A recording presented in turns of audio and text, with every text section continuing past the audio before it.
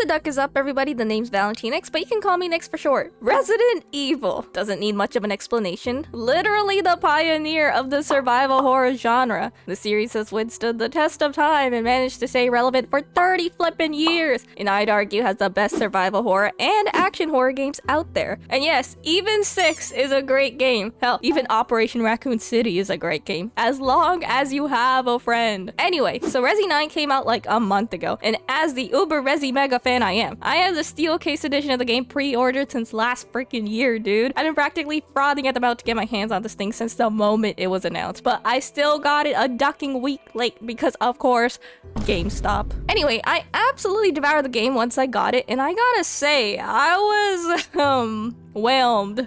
Let's just say whelmed. Like, not overwhelmed or underwhelmed, simply whelmed. Online, I see a lot of glazing for this game, and while I still enjoyed it because it's still a good game and it's a Resi game, like literally part of my favorite franchise, I have to say it's definitely not the 10 out of 10 people keep saying it is. So I thought I'd talk about the game in this video because I will seize any opportunity to talk about Resi and because I have a lot of thoughts about this game. Again, all the thoughts I'm gonna share in this video are not because I hate the game, because I still love it. It's literally part of my favorite franchise ever, and it's still a good game. But since I'm a huge fan, I'm more critical of some things and more forgiving about certain others. Basically, I just wanted to talk about the things I personally think could have made the game even better. By the way, for those wondering what my Resi fan credentials are, I played most of the games, collected most of the achievements on Xbox, so I guess I'm missing some iconic bangers like Umbrella Corps. Watched all the animated movies, I actually read all the files in the games, and of course, I lurk on the subreddit. You know you're a true fan when you're a lurker. All my opinions on this game come from a place of love for the franchise because I want it to be the best it possibly can be. So feel free to take my opinions with a grain of salt, and I'm open to discussions in the comment section below. But obviously, what I say is my opinion, and we all know that therefore it is correct because my opinion is always correct, and no one is allowed to have different opinions than me on the internet because that would be incorrect. Also, quick warning, spoilers ahead, bro. That should be pretty obvious. Come on now. I'ma first quickly go through all the things I liked about the game because I don't want the video to sound like I'm just crapping on the game. Again, there are lots of things to love, it's just that I have opinions, damn it, and they need to be heard. For starters, I loved that the game was both survival horror and action horror. Playing as Grace early on, I did feel pretty spooked, not gonna lie, because you start out with no resources, and the enemies in this game did a pretty good job of being creepy. Compared to Leon's segments, you really feel the difference in Grace and Leon's in-universe experience with these sorts of things because the exact same enemies are nowhere near as menacing when you have Leon's kit to take them down. The difference between their playstyles just goes to highlight how different these two characters are from each other. Another thing I liked was the option for both first and third person perspectives for both the characters. Now, I personally don't really have a strong preference for one or the other, but I know a lot of other fans do, so it's nice that they have both options available. My preference is whatever perspective is the intended one because it has the most effort put into it. For example, 7 and 8 are both wonderful games built around the first-person perspective, and I think especially for 7, it enhances the horror experience as compared to had it been in third person. That said, I know 8 is a more action-oriented game, but since Ethan is still the protagonist, first person still really fits well in my opinion. Plus the third-person perspective they did add in 8, like, Loki just feels kind of jank. Like, the camera switches back to first person for cutscenes anyway, so it seems kind of silly and redundant in my opinion. Also, side tangent, I don't know why people hate Ethan's face being hidden, because to me, it's ironically his most standout feature. Like, he's literally just a dude who wanted to save his wife and then wanted to save his daughter, and he ends up having to die because he unfortunately became involved with these crazy little things. Like, I know you can search up his face because everyone has posted it online at this point, but like, to me, while playing RE8 for the first time, the mystery of what he looked like was more memorable than what his face actually would have looked like had they shown it. But yeah, side tangent over. Anyway, back to RE9. The game was just straight up fun. This sounds like a basic point, but for real, it is so important you don't understand. Certain RE games like 5, 6, Operation Raccoon City just like aren't fun single player, at least until the Stockholm Syndrome kicks in. And some other Resi games just have odd pacing or straight up annoying sections like on replays. Like for example, Island in RE4 Original, like that. Why it just felt like it was dragging. Or the ship in RE7, it's fine first playthrough, but on repeat playthroughs, it has me rolling my eyes. Heisenberg's factory in RE8 was another one that was like not as bad as the ship in my opinion, but it's still kind of confusing and annoying. RE9 though, I have to say, felt super fun and well paced throughout, at least for the first playthrough and gameplay wise. I'll talk more about story later. The Raccoon City streets seemed like they'd be like an annoying section on repeat playthroughs, but honestly, it felt like kind of straightforward, so it wasn't too bad. It's still enjoyable, but I have to say, like, certain parts of the game did feel like walking sims, like the RPD. It was nice to be back, but also gameplay wise, like, you really just walk, and then if you come back on a second playthrough, you can finish that section in like 2 minutes. It's pretty easy. Apart from that though, I'd say yeah, it's another mainline Resident Evil. If you played and had fun with the other modern titles, you're sure to enjoy this one as well. However, now I want to talk about the stuff I think that leaves more to be desired from the overall experience. I've been seeing a lot of glaze for the game, which yes, it is a great game, but I've seen people say it's their favorite Resi hands down, and to that I'm like, how, bro? I mean, I know someone's favorite is just based on their preference, which is fine, but for anyone saying it's the best, like objectively the best Resident Evil, I'm just like, I'd like to know why. Like, I just like to know why, other than like, oh my god, it's so fun, I love it. Like, give me a reason, bro. I don't understand. Did we play the same game? But yeah, so right out of the gate, I have to say that the game was just straight up too easy. But for my first playthrough, I chose Standard Classic, because that's what the recommended difficulty for longtime fans of the series is, according to the game itself. And I have to say, it still felt way too easy. The hardest part of the entire game was just the beginning of the care center as Grace, when you have like nothing apart from one Requiem shot, because I guess Leon was stingy like that.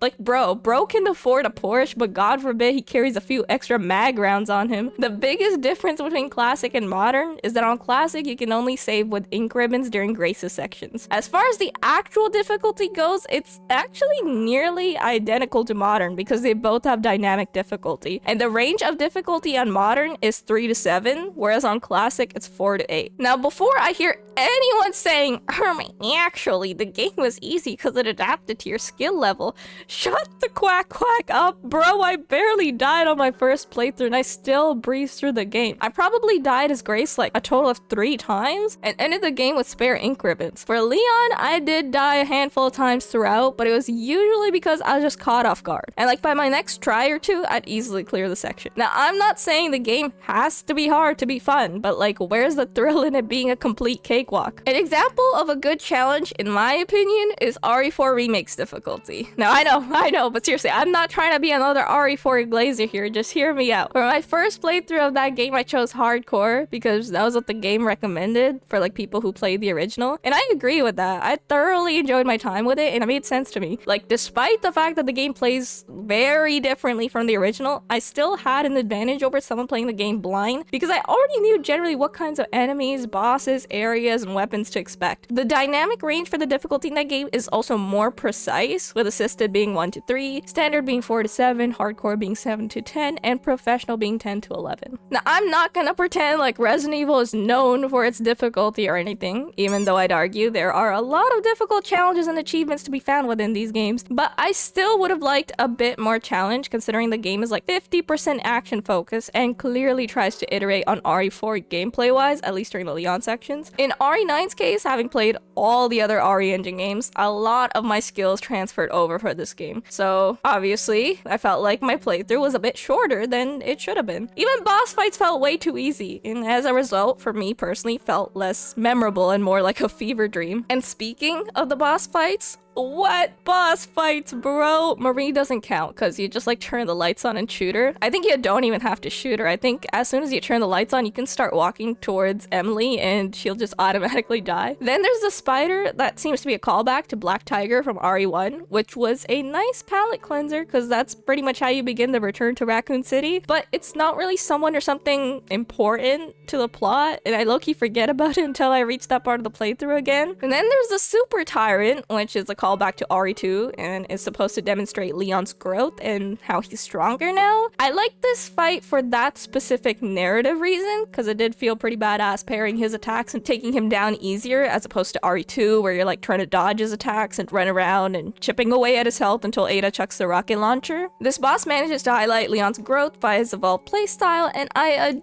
adore when games manage to actually use gameplay elements to enhance storytelling because they're actually using the medium correctly and to its full potential. But the problem again is that bro goes down way too easy, and before you know it, the fight is like already over. Like, this fight didn't need to be a harder fight. Again, it's supposed to demonstrate Leon's improved strength, and that wouldn't make narrative sense. But it could have been made like more memorable, like they could have had multiple tyrants, I don't know, something to just make it more intense and more action-packed for like literally the action portion of the game. Then there's the plant callback to RE1, which like flops over like wet spaghetti, because why was that so easy? I mean, the plant doesn't have to be an insanely hard fight or anything either, but again, I don't know, I literally just stood there and kept shooting it till it died, which feels kind of lame, not gonna lie.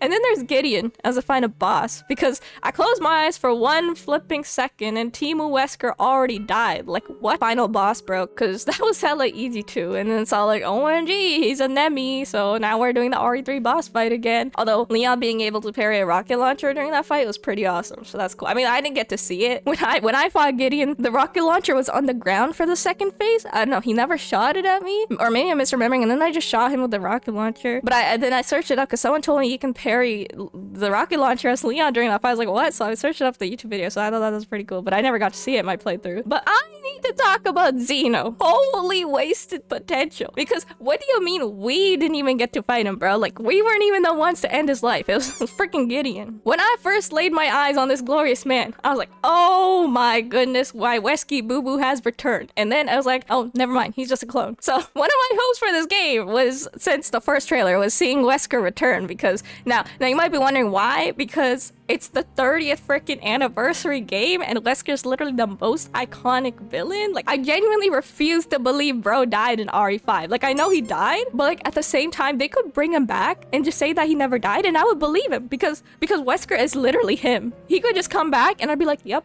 he totally can't. He just never died. So seeing Xeno, even if it was just a clone, felt pretty awesome. I mean, I wish it was Wesker, but Xeno's pretty cool too. And I liked how he was handled as a character until the end. Oh my god. He is characterized with clear, heavy Wesker influence, yet his personality is pretty different. Wesker generally has a pretty overbearing personality with the way he talks to the protagonist, and it never really feels like words have any effect on him, which they don't. And he will just continue to say whatever he wants to say and do his own thing. Xeno, on the other hand, felt pretty different in the way he interacts with Grace and Leon. For instance, when he's with Grace at the RPD, he's actually explaining stuff other than spamming the same usual villain emotes. Not that anyone's words would have an impact on him either, but like the way he doesn't dominate the conversation in cutscenes set him apart, and it really made him feel like his own character, which actually had me excited to see what they do with him. Hell, even the way he reacted to being called an imitation, it's clear he's not just a clone, but his own character. So the fact that he died like right after that was so disappointing. Hell, bro could have literally been Wesker 2.0. It would have been so interesting to see like a major villain have such a clear insecurity of being the shadow of like one of the most iconic villains in the entire franchise. Oh my god. Like, imagine if we got a Wesker-esque fight where like bro is dodging bullets and stuff. Like an RE5 fight,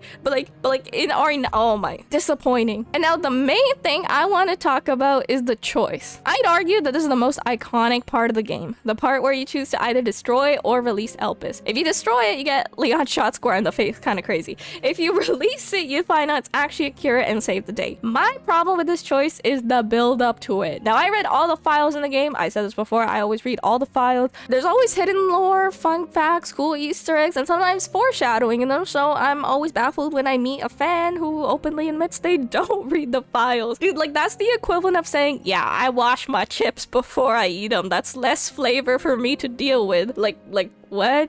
Anyway, now I could be misremembering something because, to be fair, sometimes you miss and overlook details in the files until you beat the game and like understand the full scope of the story, yada yada yada, because that's just how the brain works, right? You're going to overlook details that don't seem important at the time. But I think for this game, as far as I can remember, maybe I should have checked before I made this video, but I wanted to yap instead. But I think the only clear major hint for Elpis being a cure was the interview video thing with Alyssa, where Spencer's going on about, oh my goodness, I'm so regretful. Like, why What? No, you're not, bro. This is the same guy who we saw die in RE5 while going on about how he's supposed to be a god. Like, what? Now, I know there's a lot of discourse and speculation surrounding what caused this sudden change of heart and straight up, like, why he might do something like this. Whether it's because he actually felt regret, which I just do not believe, even though that's what the devs are trying to push. Like, that's the agenda they're pushing. Or whether it's just screw over competition from beyond the grave, which is more believable. But again, that's not really what's implied. We aren't entirely sure. I mean, that's what's stated in Grace's report. If anyone else read that, like, that's what you unlock after getting the good ending in the game. It's like a 70-page thing. But what I am sure about is that this is a very strange retcon. And that's what this is, right? It's a clear retcon solely intended for shock value purposes. Like, regardless of what anyone says, that's all this is. It's a retcon for shock value. The entire plot hinges on misdirection. Like, whether it's Grace's appearance being similar to Emily's, like, that leads you to believe that she's genetically modified as well, only for it to be revealed that, like, she's actually just an ordinary person. Or like the mind control virus you've been trying to destroy the entire game. Oh my god, it's actually a cure, guys. Like the twist is that the villains are all a bunch of bakas that, like, genuinely don't know what the skivity is going on, and literally all the information and knowledge they think they have is incorrect. Hell,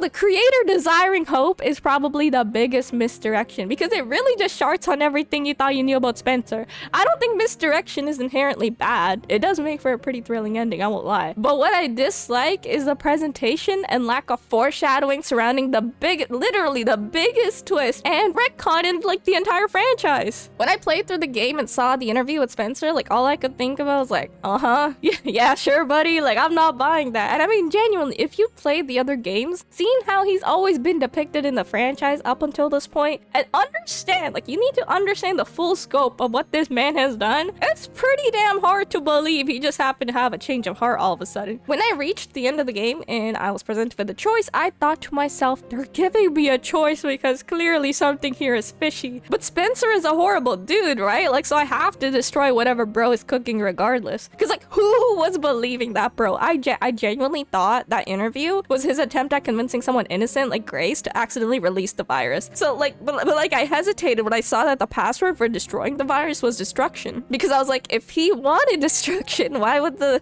be the password for destroying the virus? But I'm like, that because that's what he wants us to believe, right? Like, he said he wanted hope, but there's no freaking way he actually wants that, right? So I'm out here playing, like, light Yagami style mind games, trying to figure out what to pick, and then I decided I'd destroy Elpis to see the bad ending first, because in my mind this was a bad ending, and it was, but, like, it was for a different reason. I thought the twist would be that since the password was destruction, it would end up releasing the virus, even though Grace thought it would destroy it, and then I'd load a save and see the good ending. And while I was right, it was the bad ending. It was the bad ending because Elpis was actually a cure. So then Leon gets shot square in the face, says the most heartbreaking line in the entire game. At least I could save you.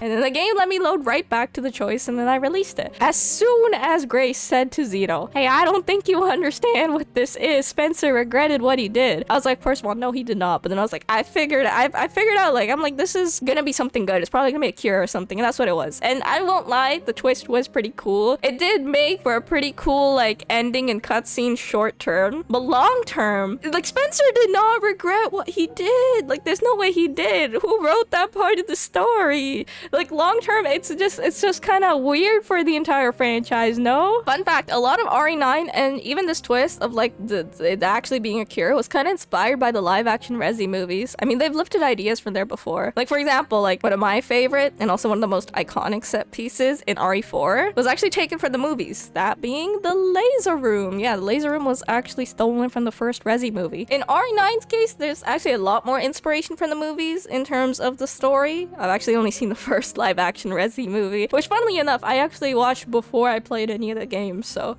yeah, no, that's a fun fact about me. I also watched Welcome to Raccoon City, which was hot garbage and super boring. It's just very odd. I wanted to like it, I couldn't. So we don't talk about that. We also do not talk about the Netflix live action. Holy crap. I remember I was so excited when they announced that there'd be, like, a live action Netflix Resident Evil adaptation. Then I saw the trailer. I'm like, what is this We Happy Few knockoff? Like, I don't even know. Then it came out and I still had hope. I'm like, you never know. Maybe the trailer was just bad. And I got through, I think, like 4 episodes. I don't even know how I got through one. It was It was something. Wait, dark times. No, and then the funniest part is that they tried saying, like, they tried to confuse people by saying that, oh my god, it's canon, but it's canon in the sense that the games are canon to the show because the show takes place, like, after the games, but the show is not canon to the games. I don't know if you're understanding what I'm saying, but the games are canon to the show, but not vice versa. The show is not canon to the games, but they tried to get people to watch it by saying that it was canon, but they were like, they really tried to fool us, didn't they? Anyway, I actually didn't know about the similarities in the plot between the final chapter and re9 until my brother pointed it out because he's seen the movies, and so I did some digging. And by digging and intense research, I mean I literally just typed re9 inspired by movies Reddit into Google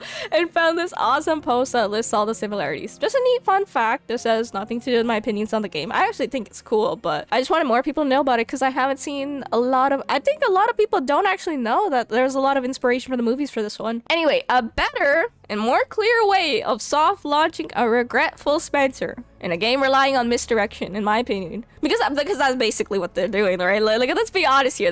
They're just trying to soft launch. Oh my god, guys, I felt so bad. No, you did not. I don't understand why they chose to do that. It's like, it's a decision I really don't like. I mean, again, it makes a cool like twist short term, but in the grand scheme of things, it makes like 0 sense. Okay, anyway, a better implementation of the choice, in my opinion, would have been for us to not see the interview until after the fact, like in the ending cutscene or something, to not skew like anyone's perception of Spencer and his beliefs. And then when presented with the choice, the options would read destruction and hope. So basically, instead of destroy and release, it just shows you the passwords and you have to guess which one. The twist would have been more powerful if you didn't know which password, because then you would choose based on like your previous knowledge of the franchise, of the character up until this point. And anyone who knew even like a bit about Resident Evil, hell, even someone whose like first RA game would be 9 at this point, would assume that the creator wanted destruction, right? And as such, they would pick hope, thinking it'd be the wrong password that would destroy the virus, only for it then to be revealed that not only was that the correct password, which would leave the player and Grace confused for like a minute, being like, what flip? Oh my god, did I mess up? Only to be hit with another twist that, wait a minute, it's actually a cure, so that was correct. I don't know, it's pretty clear that the game intentionally misdirects you, especially if you're a longtime fan. Like anyone who's seen how he died with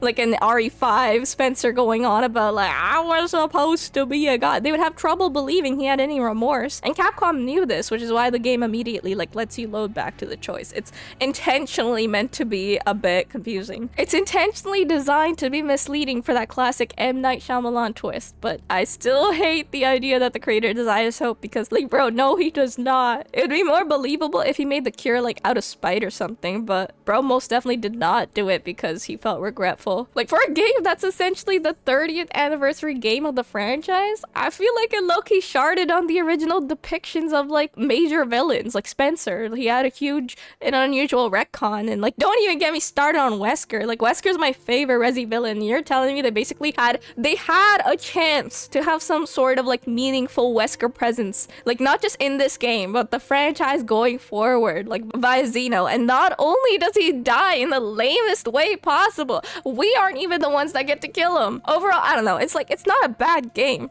but it's a bit of a disappointing Resi game to me, like for a mainline one. I don't know. I still enjoyed it, but I still have my gripes with it. As far as the stuff I want them to add to the game, I really want them to add a mercenaries mode, because dude, I really want to play as Xeno and Hunk in this game. Like, Wesker and Hunk are my favorite in RE4 Remake Mercenaries, which is also my favorite mercenaries mode. Like, it's super fun. Actually, RE6 Mercenaries is really good too, but if I'm gonna play an RE6 side mode, then I would probably play Onslaught mode, because that's my personal favorite, but that needs a friend, which is kind of annoying because you have to find someone who wants to play with you. Anyway, I digress. Also, speaking of Hunk, dude, we fought Hunk in RE9. That was actually one of my favorite parts of like the entire game, because that's his debut in the main story, right? Like, he's never shown up in the main campaign of a mainline title before, I think. At least off the top of my head. The closest thing I can think of is like finding a note addressed by Hunk in Code Veronica, which is on the top of my head the only time Hunk is even referenced in the main campaign of a mainline title specifically. But other than that, he really only shows up in side modes or like spin-off games. So that was pretty awesome. Like, not only did we get to see him, we got to fight him, bro. I've been waiting for this moment for like so friggin' long. But I would have loved it to be a longer section and like, or like a multiple phase fight. Like, come on, it's freaking Hunk, bro, the Grim Reaper. We just have one encounter with him and it's like over. Like RE4 specifically, RE4 remake, because that improves it and makes it even cooler. Like the Krauser fight in that game is awesome because there's like multiple parts to it. Like there's multiple phases. You don't just fight him and Krauser's